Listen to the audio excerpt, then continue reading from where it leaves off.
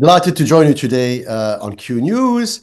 The short answer is no, because a lot of what we heard in the past 5 days is fiction. So if you listen to Keir Starmer in London and Emmanuel Macron in Paris and Ursula von der Leyen in Brussels, it's all nice and beautiful. And they want to bridge the gap between two parties, one being America, the other is Kiev. So it is fiction on multiple planes.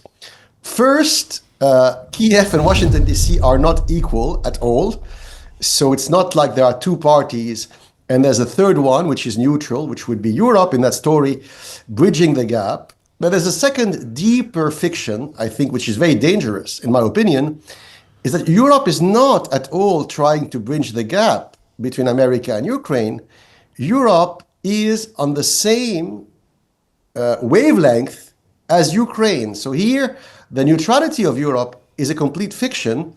Europe is actually encouraging the Ukrainians to be harder in their confrontation of Russia. Europe wants to send more weapons to Ukraine to continue the war against Russia. So they're not at all trying to bridge the gap. They're trying to make things worse. And I think President Trump understands that.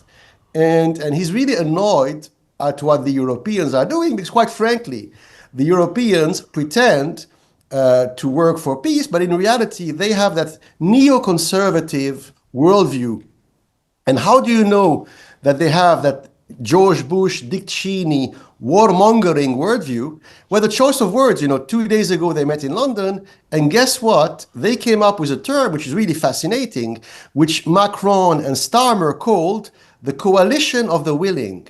Now, if you're old enough to remember, the coalition of the willing was exactly the expression used by right-wing Republican warmongers 22 years ago when they wanted to invade Iraq illegally, and the UN did not give them a mandate to invade Iraq. So they invented a propaganda story, and George Bush and Dick Cheney and Tony Blair, they said, we are the coalition of the willing. So it's really crazy that, fast forward today, in London, Paris, and Brussels, we are hearing the same kind of right-wing warmongering rhetorics.